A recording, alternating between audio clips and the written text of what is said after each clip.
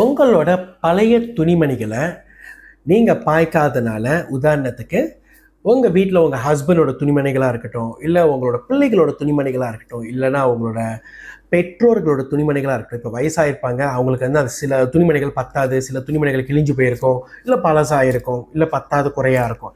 So அந்த மாதிரி துணிமணிகளில் உங்கள் வீட்டில் வந்து இப்போ நீங்கள் வீடு துடைக்க பாய்க்கலாம், சம்டைம் வந்து காடி துடைக்க பாய்க்கலாம், சம்டைம் வந்து இந்த மாதிரி காப்பேட் மாதிரி இந்த மாதிரி கால் துடைக்கிறதுக்கு பாய்க்கலாம். அந்த மாதிரிலாம் பாய்ச்சிங்கன்னா தயவு செய்து அது இப்பயே நிப்பாட்டினா நல்லது.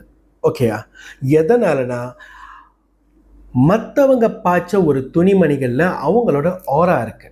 ஓகே, அதில் அவங்க ஆரா இருக்கும் போது அந்த துணிமணிகள் வந்து நம்ம அழுக்கு ஜாமா இது பண்ணுற நம்ம பாய்ச்சுமா, இல்லை ஒரு காடி துடைக்க பாய்ச்சுமா, இல்லை நம்ம ஒரு மாப் துடைக்க பாய்ச்சுமா, இல்லை நம்ம கால் துடைக்க பாய்ச்சுனா அவங்களுக்கு வந்து நிறையா ஒன்றும் சீக்கு வியாதிகள் வரும். ஸோ இதனால வந்து நிறையா பேர் வந்து பாதிக்கப்படுறாங்க.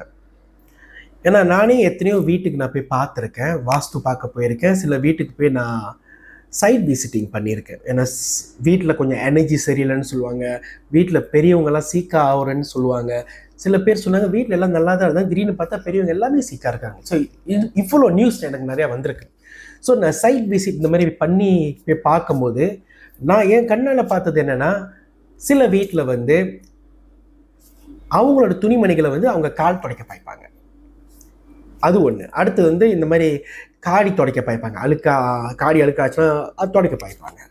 அப்புறம் வந்து மாப்புக்கு பாய்ப்பாங்க, அதாவது நம்ம பாய்ச்ச துணிமணிகளை மாப் பண்ணுறதுக்கு வீட்டுக்கு பாய்ப்பாங்க, இல்லை காடி துடைக்க, இல்லை வீட்டில் எங்கெங்கே அழுக்கான ஸ்பாட்ஸ் இருக்கோ அதெல்லாம் துடைக்கிறதுக்கு வந்து நம்மளோட துணிமணிகளை பாய்ப்பாங்க. ஓகே, இதனால என்ன நடக்குன்னா, யாரோட துணிமணிகளை நம்ம பாய்க்கிறோமோ அவங்களுக்கு நிறைய சீக்கு வர ஆரம்பிக்கும்.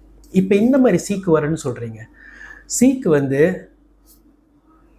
உடல் நிலை நிற்க முடியாத அளவுக்கு ஒரு ஆளை படுக்க வச்சிடும். நிற்க முடியாத அளவுக்கு ஒரு ஆளை படுக்க வச்சிடும் அந்த சீக்கு. இப்படி வேணாலும் வரும். ஏன்னா அந்த துணிமணிகளில் வந்து உங்களோட ஆரா இருக்குது. ஆரானா உங்களோட வேர்வை, உங்களோட வைப்ரேஷன் இந்த துணியில் இருக்குது. இப்போ உங்களுக்கே தெரியும், இப்போ நிறைய பேர் சொல்லுவாங்கள்ல, நான் போமோ பண்ண போகிறேன்னு. பாய்ச்ச துணியை போய் அவங்ககிட்ட கொடுத்தா அவங்க என்ன பண்ணுவாங்கன்னா, வசியம் பண்ணி போமோ பண்ணி நம்மளுக்கு அனுப்பி விட்டுருவாங்க. இது உண்மை.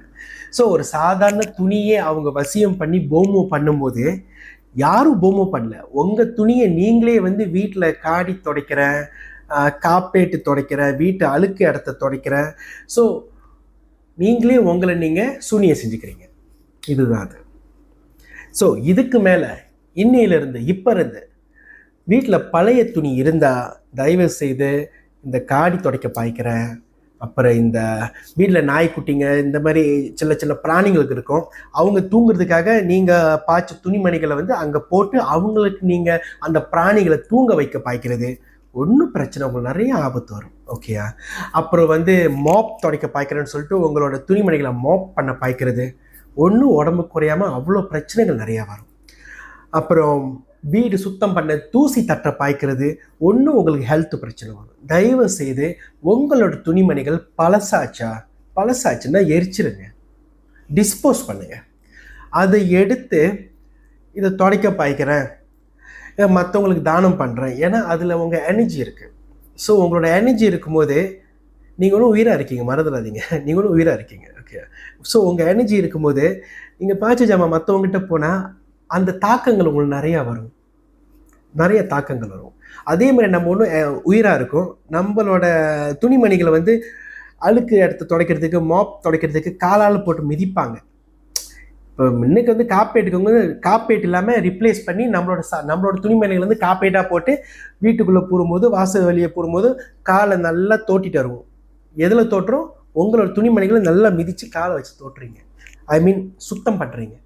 அப்போ அதில் இருக்கிற எனர்ஜி என்ன அடி வாங்க உங்களோட எனர்ஜி. அப்போ இங்கே யார் பாதிக்கப்படுறா? நீங்கள் தான் பாதிக்கப்படுறீங்க. இன்னையிலிருந்து இப்போ இருந்து வீட்டில் பழைய துணிமணிகள் இருந்தால் டிஸ்போஸ் பண்ணுங்க, சரியா?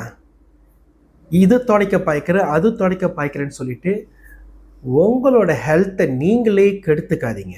நீங்களே கெடுத்துக்கிட்டு அவங்க இது பண்ணிட்டாங்க, இவங்க கண்ணார் வச்சுருப்பாங்க, இவங்க சூனியம் பண்ணியிருப்பாங்க, இவங்க மந்திரம் பண்ணியிருப்பாங்க, எனக்கு இவங்க மேலே தான் டவுட்டாக இருக்குது. இந்த டவுட்டு வேணாம். நம்ம எல்லாம் சரியாக இருந்தோமா, எல்லாரும் சரியாக இருப்பாங்க. ஸோ நான் சொன்னது புரிஞ்சிருக்குன்னு நினைக்கிறேன். உங்கள் துணிமணிகளை மேக் ஷுவர் பாய்க்காட்டி டிஸ்போஸ் பண்ணுங்கள், எரிச்சிருங்க. அதுதான் த பெஸ்ட் வே. ஓகேயா? இப்போ நீங்கள் தானம் கொடுக்க போகிறீங்கன்னா உங்கள் துணிகளை சீ சைட்டில் போயிட்டு நல்லா உப்பு தண்ணியில் காய வச்சு ஊற வச்சு அயன் பண்ணி கொடுங்க.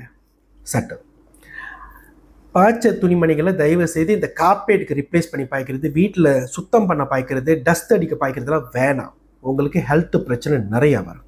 ஓகே, அடுத்தது இப்போ வயசானவங்க பார்த்தீங்கன்னா நிறைய பேர் வந்து ஹெல்த் சம்மந்தப்பட்டதாக இருக்கும். உடம்பு ரொம்ப வீக்காக இருக்கும். 60 வயசு 70 வயசு நடக்க முடியாமல் இருக்கும். எப்போதும் தூங்கிக்கிட்டே இருப்பாங்க, சாப்பிட முடியாமல் இருப்பாங்க, ப்ரேயர்ஸ் பண்ண முடியாமல் இருப்பாங்க.